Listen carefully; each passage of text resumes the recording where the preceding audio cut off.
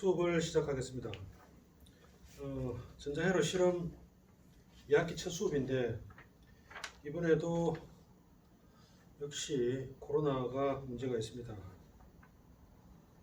첫 주와 둘째 주를 온라인으로 수업을 할 수 없는 상황이 되었고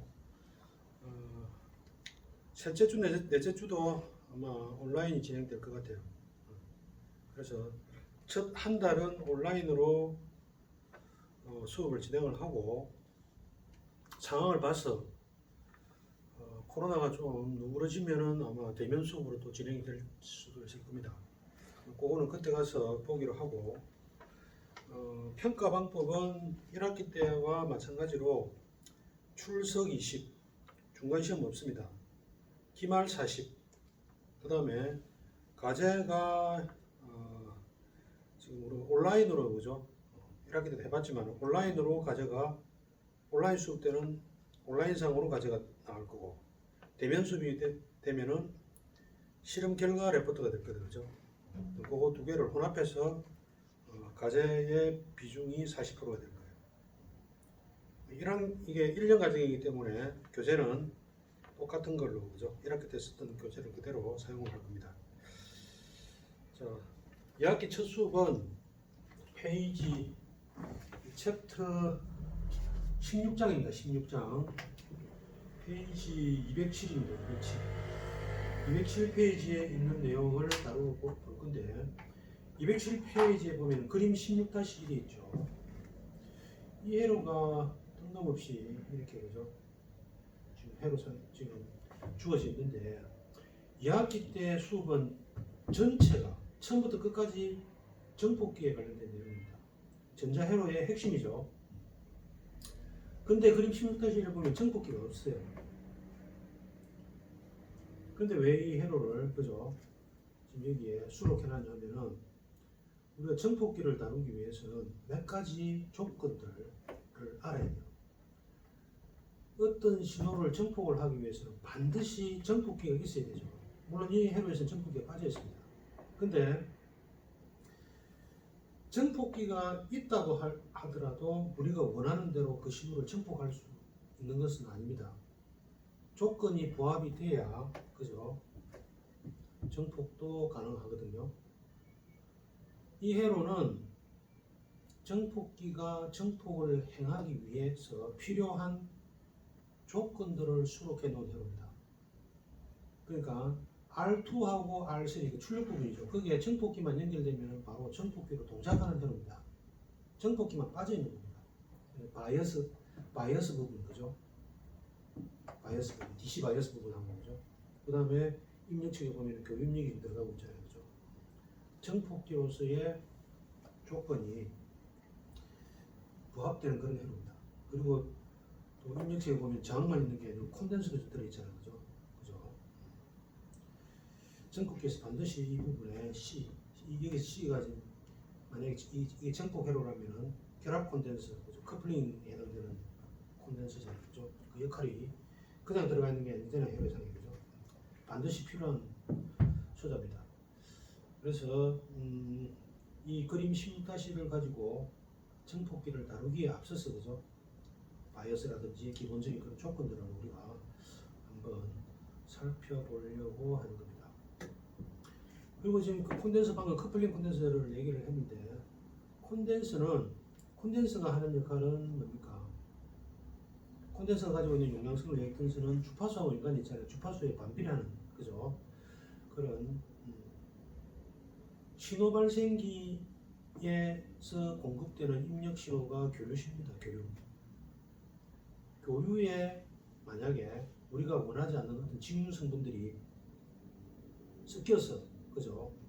그게 정폭기에 입력으로 들어간다고 가정을 한다면은 그걸 나중에 정폭을 시켜서 스피커로 예를 들어서 음악 같은 거 가수들의 노래를 그죠?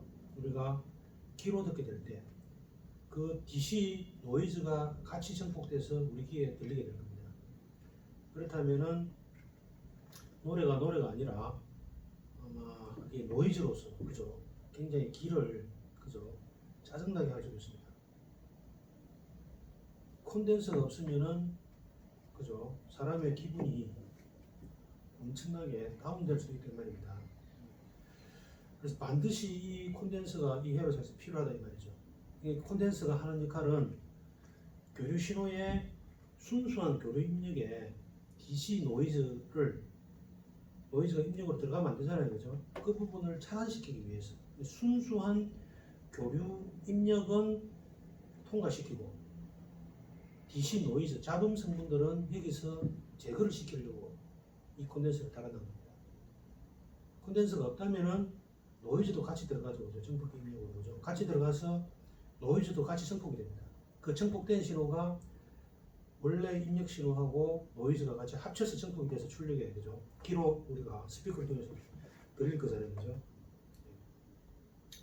그 콘덴서가 그런 역할을 하는 겁니다, 그 안에. 자, 일단은 그 B의 요구사항을 한번 읽어볼게요. 전압 VI를 측정하기 위해 오실로스코프를 연결하라. 사용하는 채널에 대해 AC, 그라운드, DC 스위치를 그라운드 위치로 설정하고 0점 조정이라는 말입니다. 그죠? 스코프상에서 수평선을 화면 중심에 맞춘다.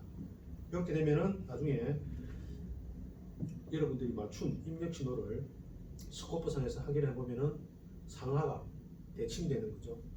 그런 신호를 눈으로 확인할 수 있습니다. 그 다음에 C의 수직 감도를 1V/cm로 맞추고 1kHz에서 VI는 8V 피크 투 피크가 되도록 신호 발생기의 크기 제어부를 조정하라. 수평 감도 타임 다이버라고 하잖아요. 수직 감도는 볼트 다이버라고 하고 이것들을 또 뭐 0.2ms 이렇게 요구사항에 아예 적혀 있는데 이 부분은 무조건 무시해야 됩니다. 절대적으로 무시할 거고 앞으로 우리는 한 학기, 2학기 전 과정을 1학기와 똑같이 마찬가지 화면상에 몇 주기? 두 주기입니다. 두 주기 한 주기 정도로 디스플레이 하다 보면은 그 신호를 명확하게 확인할 수 없는 그런 상황이 발생할 수도 있습니다.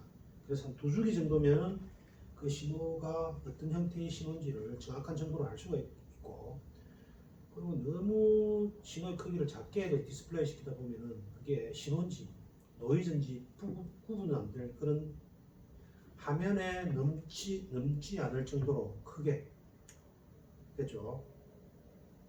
두 주기 화면에 디스플레이 시키는 주기를 두 주기. 그 다음에 화면을 넘어서면 안 되잖아요, 그죠? 너무 작게 해서도 안 될 거잖아요, 그죠? 화면에 넘지 않을 만큼 크게 됐죠. 그렇게 해서 여러분들이 레포트를 제출을 해야 됩니다. 그렇지 않으면 반드시 여기서 감점을 여러분들이 받게 됩니다. D. 디지털 멀티미터를 써서 직류 전원을 12V로 맞추라. 이제 회로에 교류와 직류 전원이 연결되어 있다. 입력 신호가 교류 신호가 들어가고 12V짜리 DC 바이어스가 직류 신호가 공급이 되고 있잖아요, 그죠? 만약에 저게 DC 바이어스가 없으면 12V 직류 전원이 없으면 정폭기가 회로상에 연결되어 있다 할지라도 정폭 자체가 안 돼요. 정폭을 시켜줄 수 있는 주체가 바로 DC 직류 신호입니다. 교류를 정폭을 시키기 위해서 반드시 직류가 필요해요. 그래서 정폭기에 교류 입력 외에 왜 직류가 따로 또 연결되는지 그 이유가 그죠? 여기 있습니다. 그걸 DC 바이어스라고 얘기를 하잖아요. 반드시 DC 바이어스가 필요해요. 자, 이제 오실로스코프와 디지털 멀티미터를 사용하여 그림 16-1 회로의 직류 레벨을 측정할 것이다. 측정한 저항값을 이용해 전압 VO의 직류 예상값을 계산하라. 직류를 계산하라고 명되어 있습니다. 직류. 자, 회로를 한번 좀 그려볼게요.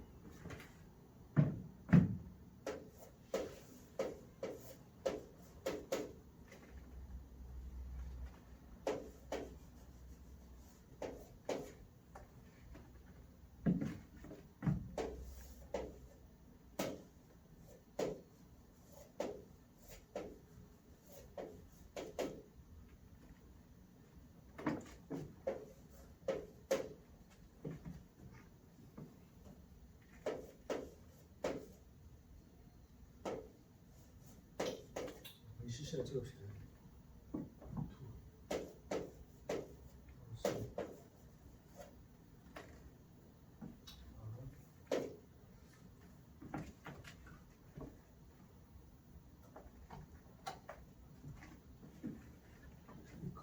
8V 크기가 인력이 8V 피크가 피크 투 피크입니다. 그죠? 피크에서 피크까지 전압이 8V고 주파수 F는 1kHz.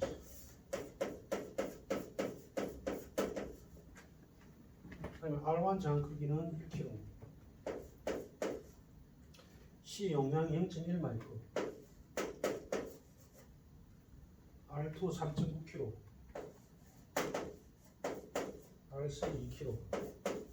VCC DC 12V입니다. 12V. 자, 다시 봅시다. 이에 보면은 측정한 저항값을 이용해 전압 VO의 직류 예상값을 계산하게 되어 있잖아요. 그죠? 직류입니다, 직류. 지금 여기에 회로에 공급되는 게 직류만 공급이 되는 게 아니고 교류도 공급이 되잖아요. 그죠? 그죠? 여기가 출력 전압인데 이 출력 전압이 직류 전압이 얼마 걸릴 거냐는 말입니다. 직류 전압이. 직류 전압을 우리가 구하기 위해서는 교류는 따로 필요 없고 교류 전압이 따로 필요 없더라는 거죠. 전체 직류 전압이 얼마 걸려 있으면 12V가 걸려 있는데 그 중에 출력 전압은 R3 한 단위 여기에 걸리는 전압이잖아요. 그죠? 2kg의 전압이 직류 전압이 얼마 걸리냐 이 말입니다. 그죠? 그래서 전압 분배 법칙을 적용해서 V오를 구하면 됩니다. 지금 교류를 무시해버리고, 그죠? 직류에 대해서 해석하면 돼요. 따라서 V오의 DC를 적어볼까요? V오의 DC.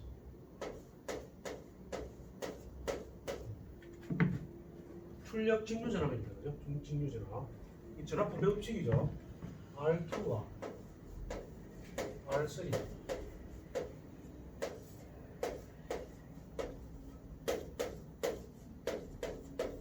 이거다, 그죠? R2와 R3 중에서 R3에 걸린 전압입니다. R2가 3.9kg. 2kg, 그죠? 2kg. 전압 분배 법칙을 적용해서 구해보면은 대략 한 4V, 한 4.07V 이렇게 돼요. 4.07V 이렇게 직류 전압을 구했습니다. 그죠? 그 F는 뭐 디지털 측정기로, 그죠? 멀티미터를 이용해서, 그죠? 직류 전압을 한번 측정해봐라 이 말이죠. 그죠? 비슷한 값이 나와야 되겠지. 자, G 한번 읽어봅시다. 오실로스코프를 VO에 연결하고 출력에 연결하고 AC 그라운드 DC 스위치를 DC로 넣으라 되어 있죠. 순서 1C에 설정한 값으로부터 1V 다이브의 감도를 이용하여 이런 거 다 무시하면 됩니다. 전압 VO의 양의 피크 값의 변화를 0V를 기준으로 측정하라 되어 있죠. 변화가 화면 중심으로부터 위쪽인가 아래쪽인가 1호부터 그 VO의 극성에 대해서 무엇을 알 수 있는가? 자, 여기 4.07V 이게 바로 지금 출력 전압의 DC 값입니다. 거기에 우리가 지금 이런 8V 피크 투 피크 신호를 해서 입력을 주파수 1kH짜리 교류 신호를 걸어준다는 말이잖아요. 그죠? 그럼 교류 신호의 일부가 만약 이게 없었다 그러면은 순수한 교류 신호가 이 DC가 없었다 그러면 이 순수한 교류 입력의 일부가 여기에 걸릴 거잖아요. 그죠? 그래서 순수한 교류가 출력이 나타날 거예요. 근데 이 12V만큼의 DC 바이어스가 지금 걸려 있단 말입니다. 그죠? 이 12V에 의해서 출력 DC 전압이 한 4V 정도 출력 전압이 걸리더라는 거죠. DC 전압이. 그래서 실제로 이 오실로스코프로 DC로 관찰해 보면은 여기 어떤 신호가 출력이 나타나냐면 이런 신호가 출력이 나타난단 말이죠. 여기가 0이죠, 그죠? 여기 DC 여기가 4.07V랍니다. DC가 이렇게 실려 있더라는 거죠. DC 위에, 그죠? 직류 위에 4.07V 위에 이런 사인파가, 그죠?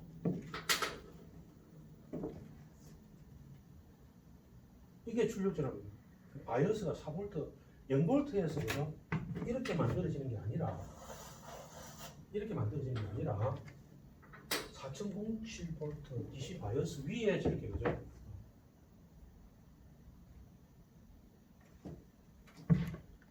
트랜지스터의 VC 전압이잖아요, 그죠? 동작점 여러분들 들어봤을 거예요, 그죠? 그거 얘기하는 건데 동작점 얘기하는데 동작점, 그죠? 동작점이 바로 잘못 설계되면 왜곡된 출력이 나오잖아요, 그죠? 아래가 잘리거나 위가 잘리거나 그죠? 문제가 발생하잖아요, 그죠? 그 얘기하는 거예요, 이게 중요하다 이 말입니다, 그죠? 증폭기 트랜지스터가 증폭기만 없다 뿐이지 굉장히 중요합니다. 자, 그리고 그 밑에 교류 측정을 봅시다. 이제 오실로스코프와 디지털 멀티미터를 사용하여 그림 16-1 회로의 교류 레벨을 측정할 것이다. 입력 전압 VI의 시료값을 계산한다.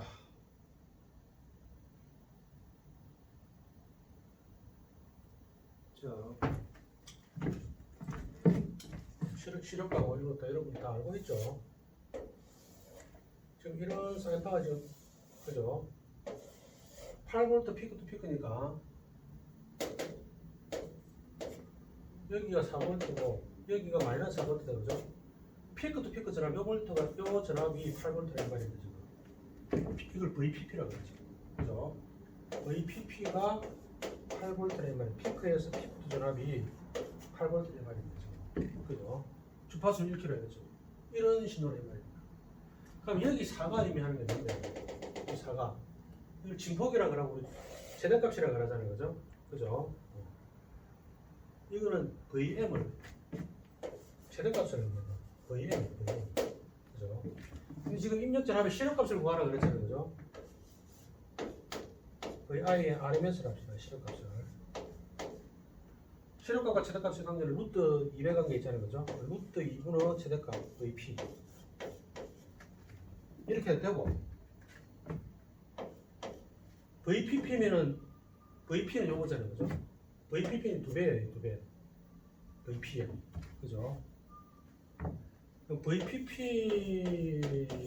VPP로 가지고 시료값을 구하기 위해서는 뭐가? 이게 2배니까 분모도 2배로 찾아야 되겠죠. 그래야 2루트 1을 해야 시료값을 구할 수 있다. 무슨 말인지 이해되죠, 그죠? 시료값하고 최대값이 관계입니다.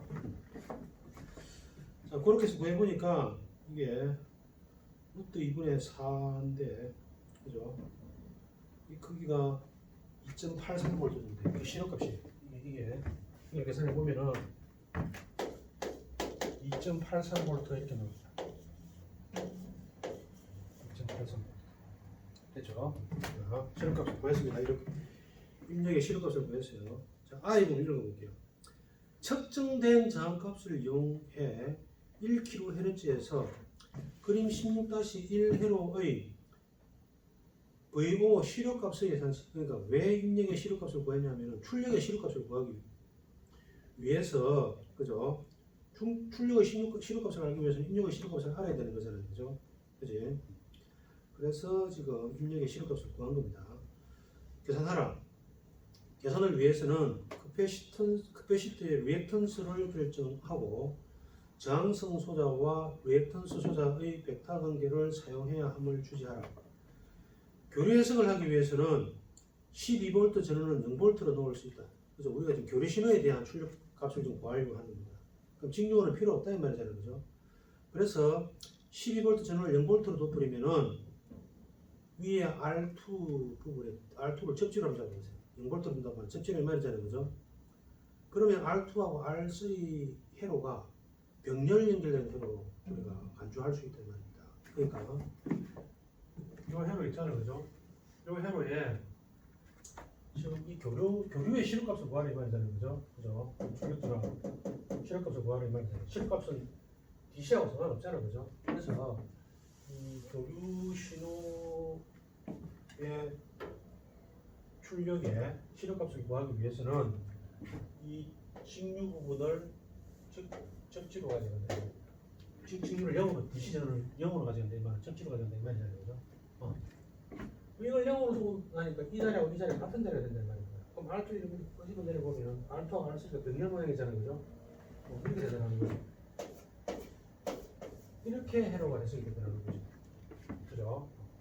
이렇게 회로가 되더라는 거죠. 이슈가 없으니까. 그죠? 결국 R2하고 R3의 병렬로, 그죠? 걸리는. R2가 이게 3.9kg고, R3가 2kg였죠. 그죠? 이걸 구해보면은, R2 병렬 R3인데, R2가 3.9kg,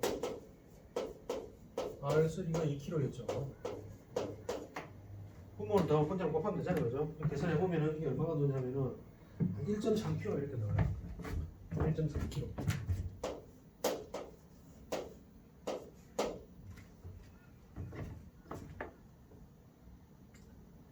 그리고 콘덴서가 가지고 있는 용량소 리액턴스는 수식이 어떻게 됩니까?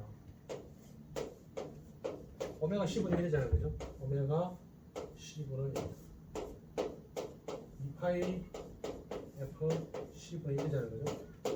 값을 대입을 하는 거죠. 2파이에 F는 1kg 10의 3성 0.1 마이크로니까 0.1 곱하기 10의 마이너스 6성 또는 1이다. 그죠?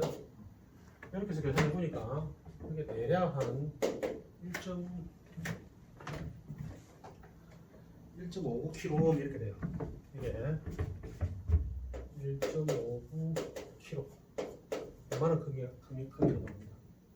그럼 결국 출력전압의 시력값을 구하기 위해서는 전압 분배 법칙이죠. 그죠? 출력전압은 이 부분하고 이 부분 중에 여기에 걸리는 전압이에요. 그죠? 그죠? 그래서 출력전압과 이거는 전압 분배 법칙을 적용해서 R1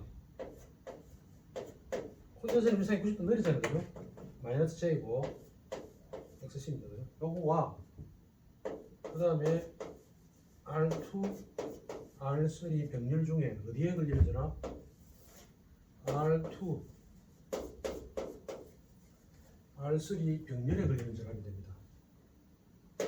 곱하기 입력의 시력값. 우리 출력의 시력값 구할 거잖아요. 그것도 이거에 RMS 합시다.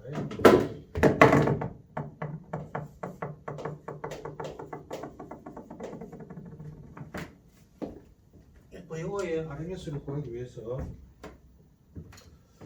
그죠? 전압 분배 법칙을 적용한 겁니다. 그죠? 값을 한번 대입해 볼까요? R1이 1kg였죠. 1kg 마이너스 J에 1.59kg. 그래서 그게 1.3kg가 됐잖아요. 그죠? 1.3kg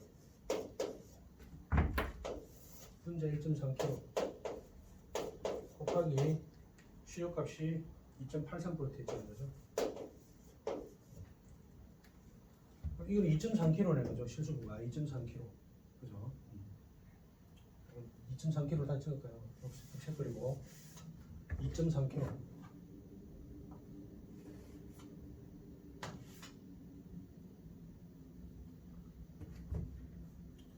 2.3kg입니다. 그죠?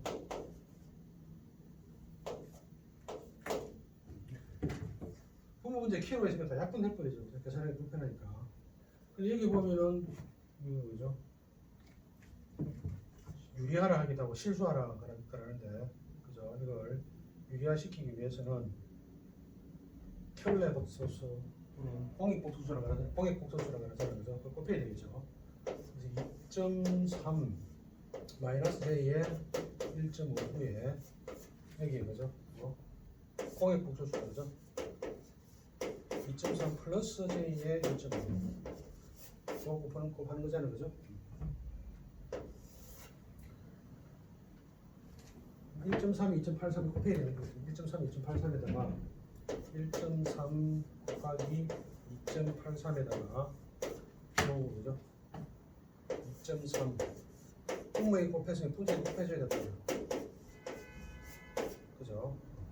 이렇게 해서 정리를 해보면은 이거 없이 얼마가 나냐면 1.08 플러스 J 0.7 이렇게 나와요.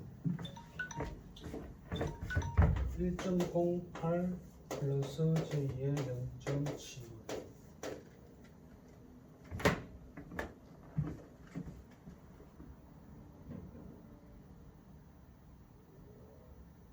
그럼 이 실험값 어떻게 구해야 됩니까? 이거 크기를 복소수로 되어 있다는 거죠. 실수 허수 거죠. 크기 구하려면 어떻게 된다고? 여기에 1.08의 제곱, 0.75의 제곱. 이게 지금 우리 구하고자 하는 실험값입니다. 그죠? 이렇게 해서 문제를 여러분들이 풀어보시고 오늘 수업은 여기까지 하겠습니다.